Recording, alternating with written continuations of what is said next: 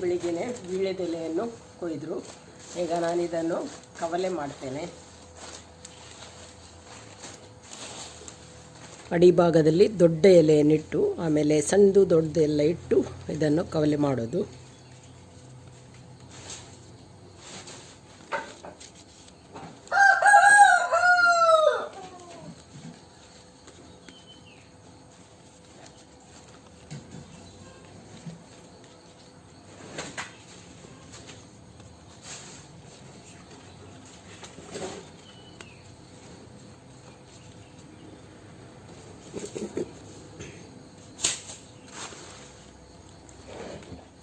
ಮತ್ತು ಮೇಲ್ಭಾಗದಲ್ಲಿ ದೊಡ್ಡ ಎಲೆಯನ್ನಿಟ್ಟು ಈ ಥರ ಕವಲೆ ಮಾಡೋದು. ಇದರಲ್ಲಿ 20 ಎಲೆ ಇದೆ.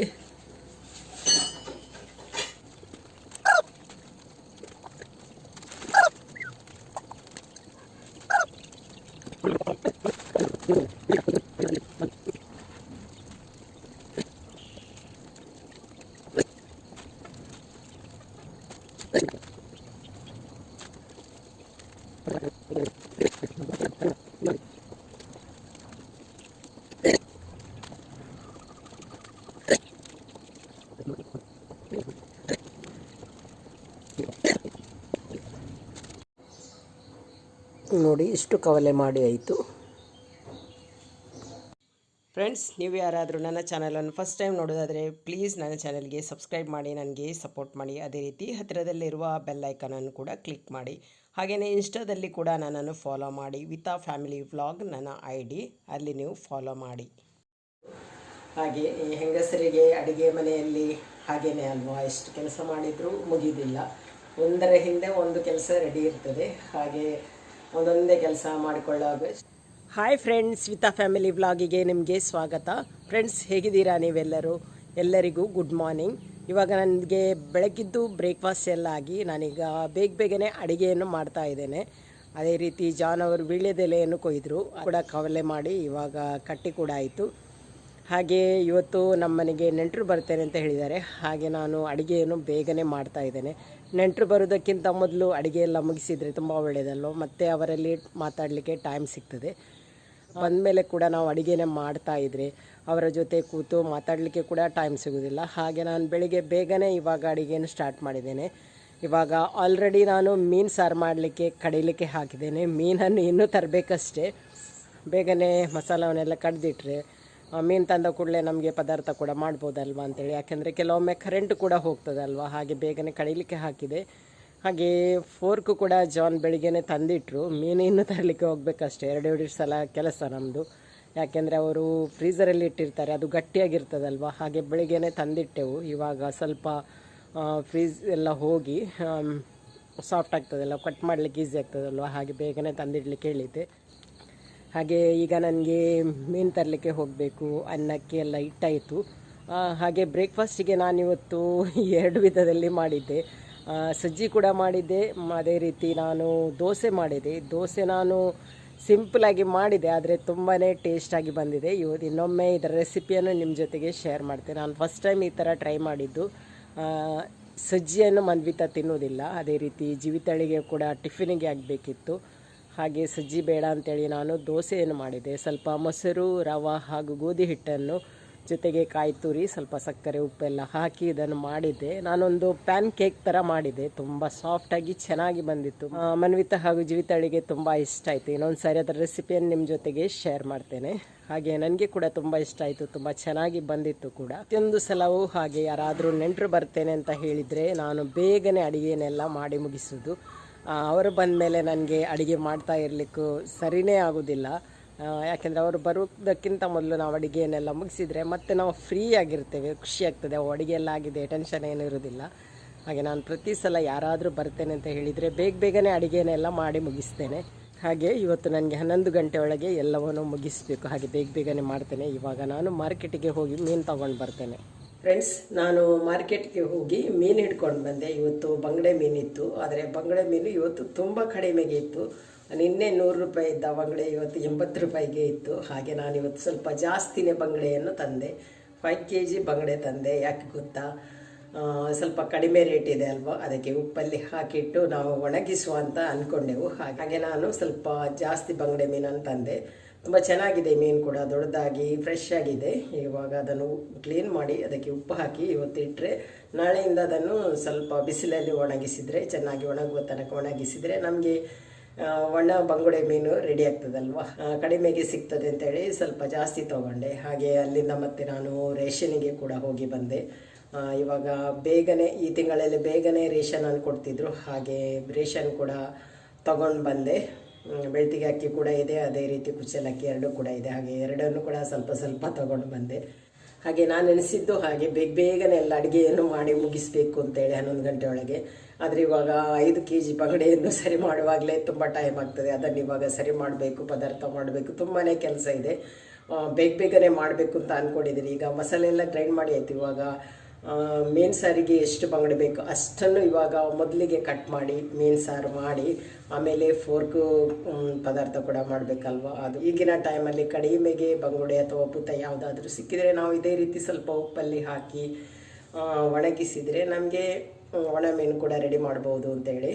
ಹಾಗೆ ಬನ್ನಿ ಈಗ ಬೇಗನೆ ಪದಾರ್ಥಕ್ಕೆ ಬೇಕಾಗುವಷ್ಟು ಬಂಗುಡೆಯನ್ನು ಬೇಗ ಕಟ್ ಮಾಡಿ ಈ ಬಂಗುಡೆ ಸಾರು ಬೇಗನೆ ಮಾಡ್ತೇನೆ. ಆಮೇಲೆ ಫೋರ್ಕ್ ಕೂಡ ಮಾಡಬೇಕು. ತಿಳಿಸ್ತೇನೆ ಇವತ್ತಿನ ಬಂಗಡೆ ಹೇಗಿದೆ, ಎಷ್ಟು ದೊಡ್ಡದಿದೆ ಅಂತೇಳಿ. ಹಾಗೆ ನನಗೆ ಎಟ್ಟಿ ಕೂಡ ಸಿಕ್ಕಿತ್ತು, ಅಂದರೆ ಸಿಗಡಿ ಮೀನು, ಅದನ್ನು ಕೂಡ ತೊಗೊಂಡು ಬಂದೆ. ಇವತ್ತು ಸ್ವಲ್ಪ ಕಡಿಮೆಗೇ ಇತ್ತು, 1 kg ಮಾತ್ರ ಇತ್ತು, ಅದನ್ನೆಲ್ಲ ಇಟ್ಕೊಂಡು ಬಂದೆ. ಮನೆಯಲ್ಲಿ ಕುಂಬಳಕಾಯಿ ಇದೆ, ಕುಂಬಳಕಾಯಿ ಸಾರು ಮಾಡುವಾಗ ಸ್ವಲ್ಪ ಹಿಟ್ಟೇನು ಹಾಕಿದರೆ ತುಂಬ ಟೇಸ್ಟ್ ಆಗ್ತದೆ. ಹಾಗೆ ಅದನ್ನು ಕೂಡ ಇಟ್ಕೊಂಡು ಬಂದೆ. ಈಗ ಎಲ್ಲ ಸರಿ ಮಾಡ್ಲಿಕ್ಕಂತ ಹೋಗೋದು ತುಂಬಾ ಟೈಮ್ ಬೇಕು ನನಗೆ. ನೋಡ್ತೇನೆ ಏನಾಗ್ತದೆ ಅಂತೇಳಿ, ಸಾಧ್ಯವಾದಷ್ಟು ಟ್ರೈ ಮಾಡ್ತೇನೆ. ಅದೇ ರೀತಿ ಜಾನ್ ಕೂಡ ಎಲ್ಲ ಹೆಲ್ಪ್ ಮಾಡ್ತಾ ಇರ್ತಾರೆ, ಹಾಗೆ ಬೇಗನೆ ಆಗ್ಬೋದು ಅಂತ ಅಂದ್ಕೊಳ್ತೇನೆ. 5 kg ಬಂಗಡೆ ತೊಗೊಂಡೆ, ತುಂಬ ಚೆನ್ನಾಗಿದೆ ನೋಡಿ, ದೊಡ್ಡದಾಗಿದೆ. ಪರವಾಗಿಲ್ಲ. 80 ರೂಪೀಸ್ ಅಂದರೆ ತುಂಬ ಕಡಿಮೆನೇ. ಒಂದು ಟೈಮಲ್ಲಿ 300 350 ಆ ರೇಂಜಿಗೆ ಹೋಗಿತ್ತು, ಇವಾಗ 80 ರೂಪೀಸ್. ಹಾಗೆಯೇ ಸಿಗಡಿ ಮೀನು ಕೂಡ ನೋಡಿ ತುಂಬ ಚೆನ್ನಾಗಿದೆ.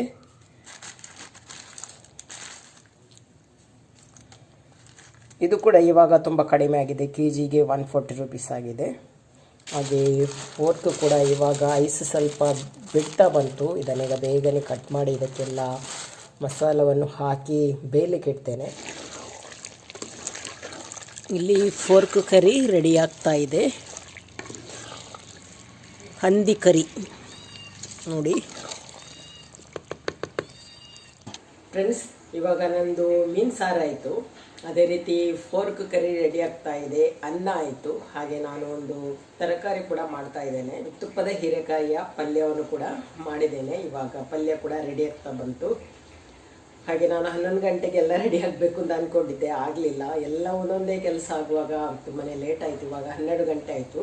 ನಾನು ಜಾಸ್ತಿ ಏನು ಮಾಡಲಿಲ್ಲ, ಫೋರ್ಕ್ ಕರಿ, ಬಂಗುಡೆ ಸಾರು ಹಾಗೂ ತುಪ್ಪದ ಹೀರೆಕಾಯಿಯ ಪಲ್ಯವನ್ನು ಮಾಡಿದೆ. ಹಾಗೆ ಉಪ್ಪಿನಕಾಯಿ ಇದೆ ಅಲ್ವಾ, ಸಾಕಷ್ಟು ಅಂತೇಳಿ ಅಷ್ಟು ಬೇಗ ಮಾಡಿ ಮುಗಿಸ್ಬೇಕು ಅಂತೇಳಿ ಬೇಗನೆ ಮಾಡಿದ್ರು. ಅಡುಗೆ ಅಂತೂ ಬೇಗನೆ ಆಗೋದೇ ಇಲ್ಲ. ಎಷ್ಟಾದರೂ ಅದು ಕೆಲಸ ಇದು ಕೆಲಸ ಅಂತ ಆಗುವಾಗ ಟೈಮ್ ಆಗಿಬಿಡ್ತದೆ. ನಾನು ಅದೇ ಬೆಳಗಿಂದ ಸ್ಟಾರ್ಟ್ ಮಾಡಿದೆ, ಫಾಸ್ಟಾಗಿ ಮಾಡಿದೆ, ಆದರೂ ನನಗೆ ಸ್ವಲ್ಪ ಲೇಟ್ ಆಯಿತು. ಹಾಗೆ ಹೆಂಗಸರಿಗೆ ಅಡುಗೆ ಮನೆಯಲ್ಲಿ ಹಾಗೇನೆ ಅಲ್ವಾ, ಎಷ್ಟು ಕೆಲಸ ಮಾಡಿದರೂ ಮುಗಿಯೋದಿಲ್ಲ. ಒಂದರ ಹಿಂದೆ ಒಂದು ಕೆಲಸ ರೆಡಿ ಇರ್ತದೆ. ಹಾಗೆ ಒಂದೊಂದೇ ಕೆಲಸ ಮಾಡಿಕೊಳ್ಳುವಾಗ ಎಷ್ಟು ಲೇಟ್ ಆಯಿತು.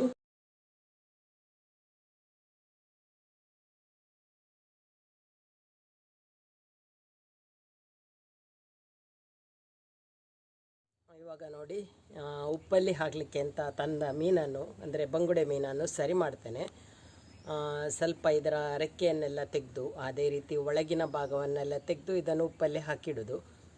ಮಧ್ಯಾಹ್ನ ಊಟ ಮಾಡೋದಕ್ಕಿಂತ ಮೊದಲೇ ಆಗಬೇಕು ಅಂತ ಅಂದ್ಕೊಂಡಿದ್ದೆ, ಆದರೆ ಟೈಮೇ ಸಿಗಲಿಲ್ಲ. ಮತ್ತು ನೆಂಟರು ಬಂದರು, ಮತ್ತು ಅವರು ಬಂದ ಮೇಲೆ ಸರಿ ಆಗಲಿಲ್ಲ ಮಾಡಲಿಕ್ಕೆ.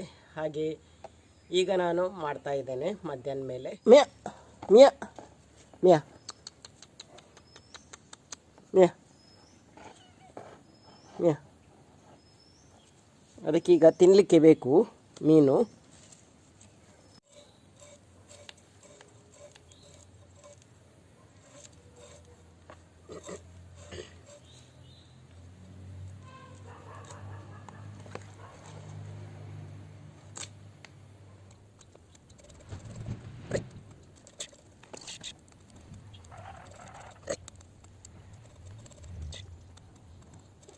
ಮೊದಲಿಗೆ ನಾನು ಇದರ ರೆಕ್ಕೆಯನ್ನೆಲ್ಲ ತೆಗೆದಿಡ್ತೇನೆ, ಆಮೇಲೆ ನನಗೆ ಈಸಿ ಆಗ್ತದಲ್ವಾ. ಹಾಗೆ ಮೊದಲಿಗೆ ರೆಕ್ಕೆ ಅದನ್ನೆಲ್ಲ ತೆಗೆದು ರೆಡಿ ಮಾಡಿಡ್ತೇನೆ. ಆಮೇಲೆ ಹೊಟ್ಟೆ ಒಳಗಿನ ಭಾಗ ಮಾತ್ರ ತೆಗೆದ್ರೆ ಆಯ್ತಲ್ವಾ, ತಲೆ ಭಾಗ ಮತ್ತು ಹೊಟ್ಟೆ ಒಳಗಿನ ಭಾಗ ತೆಗಿಲಿಕ್ಕೆ ಈಸಿ ಆಗ್ತದೆ. ಈಗ ರೆಕ್ಕೆಯನ್ನೆಲ್ಲ ತೆಗೆದಾಯಿತು. ಈಗ ಒಳಗಿನ ಭಾಗ ಹಾಗೂ ತಲೆ ಭಾಗವನ್ನು ಸ್ವಲ್ಪ ನಾನು ತೆಗಿತೇನೆ.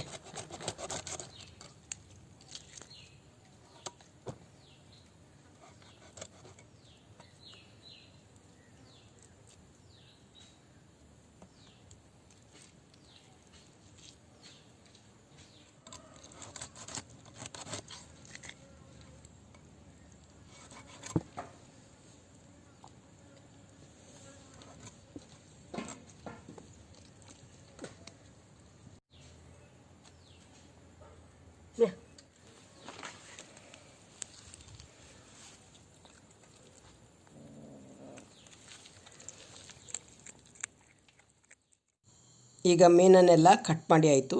ಕಟ್ ಮಾಡಿ ತೊಳೆದು ನಾನು ತಂದಿಟ್ಟೆ. ಅದನ್ನೀಗ ಜಾನ್ ಈ ಥರ ಅರ್ಧ ಭಾಗವಾಗಿ ಮಾಡ್ತಾರೆ. ಅರ್ಧ ಭಾಗವಾಗಿ ಮಾಡೋದ್ರಿಂದ ಬಿಸಿಲಿಗೆ ಹಾಕಿದಾಗ ಬೇಗನೆ ಒಣಗ್ತದೆ. ಈ ಥರ ಅರ್ಧ ಭಾಗ ಮಾಡಿದಲ್ಲಿ ಉಪ್ಪನ್ನು ಹಾಕಿ ನಾವು ಇವಾಗ ಇಟ್ಟರೆ ನಾಳೆ ಬೆಳಿಗ್ಗೆ ಆಗುವಾಗ ಇದನ್ನು ತೆಗೆದು ನಾವು ಬಿಸಿಲಿಗೆ ಒಣಗಿಸಬೇಕು. ನೋಡಿ, ಇಲ್ಲಿ ಒಂದು ಮಣ್ಣಿನ ಪಾತ್ರೆಯನ್ನು ತಗೊಂಡಿದ್ದೇನೆ. ಅಡಿಭಾಗದಲ್ಲಿ ಉಪ್ಪನ್ನು ಹಾಕ್ತಾ ಇದ್ದಾರೆ. ಹಾಗೆಯೇ ಮಧ್ಯಭಾಗದಲ್ಲಿ ನೋಡಿ ಈ ಥರ ಉಪ್ಪನ್ನು, ಜಾಸ್ತಿ ಬೇಡ, ಅದಕ್ಕೆ ಎಷ್ಟು ಬೇಕು ಅಷ್ಟು ಉಪ್ಪನ್ನು ಹಾಕಿ ಈ ಥರ ಪಾತ್ರೆಯಲ್ಲಿ ಇಡ್ತಾರೆ.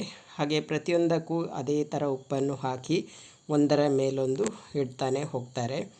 ಇಲ್ಲಿ ಜಾನ್ ನನಗೆ ಹೆಲ್ಪ್ ಮಾಡ್ತಾರೆ, ಅವರೇ ಇದನ್ನೆಲ್ಲ ಉಪ್ಪಲ್ಲಿ ಹಾಕಿಟ್ರು. ಈ ಥರ ಮೀನನ್ನು ಉಪ್ಪಲ್ಲಿ ಹಾಕಿಡೋದು ಫಸ್ಟ್ ಟೈಮು. ನೋಡಬೇಕು ಹೇಗೆ ಬರ್ತದೆ ಅಂತೇಳಿ.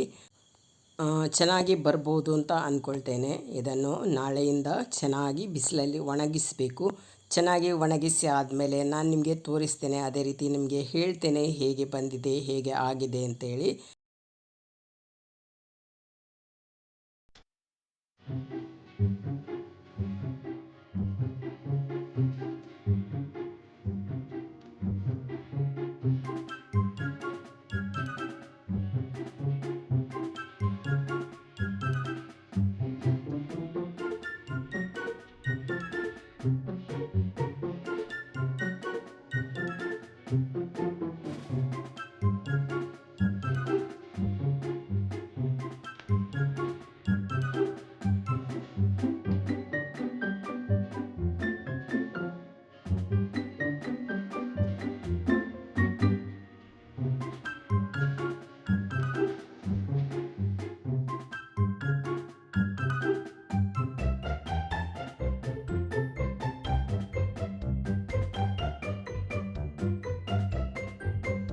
ಈಗ ಎಲ್ಲ ಮೀನಿಗೂ ಉಪ್ಪನ್ನು ಹಾಕಿ ಆಯಿತು. ಉಪ್ಪನ್ನು ಹಾಕಿ ಆದಮೇಲೆ ಒಂದು ಪಾತ್ರೆಯನ್ನು ಮುಚ್ಚಿ ನಾವು ಒಂದು ಬಟ್ಟೆಯಿಂದ ಗಟ್ಟಿ ಕಟ್ಟಿ ಒಂದು ಸೈಡಲ್ಲಿ ಇಡಬೇಕು. ನಾಳೆ ಬೆಳಿಗ್ಗೆ ಎದ್ದು ಇದನ್ನು ಬಿಸಿಲಲ್ಲಿ ಒಣಗಿಸುವುದು. ಫ್ರೆಂಡ್ಸ್, ಇವಾಗ ಮಧ್ಯಾಹ್ನ ಮೇಲೆ ಬಂಗುಡೆಯನ್ನು ಕಟ್ ಮಾಡಿ ತೊಳೆದು ಆಮೇಲೆ ಅದನ್ನು ಉಪ್ಪಲ್ಲಿ ಹಾಕಿ ಆಯಿತು.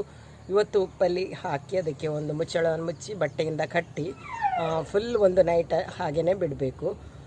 ನಾಳೆ ಬೆಳಿಗ್ಗೆ ಎದ್ದು ಅದನ್ನು ನಾವು ಬಿಸಿಲಿಗೆ ಒಣಗಿಸಬೇಕು. ಫ್ರೆಂಡ್ಸ್, ಇವತ್ತಿನ ಈ ಒಂದು ಸಣ್ಣ ವಿಡಿಯೋ ನಿಮಗೆ ಇಷ್ಟ ಆಗಿದೆ ಅಂತ ಅಂದ್ಕೊಳ್ತೀನಿ. ಇಷ್ಟ ಆದರೆ ಲೈಕ್ ಮಾಡಿ, ಶೇರ್ ಮಾಡಿ, ಅದೇ ರೀತಿ ಸಪೋರ್ಟ್ ಮಾಡಿ. ನಾಳೆ ಇನ್ನೊಂದು ವಿಡಿಯೋದೊಂದಿಗೆ ಸಿಗ್ತೀನಿ. ಅಲ್ಲಿ ತನಕ ಬಾಯ್.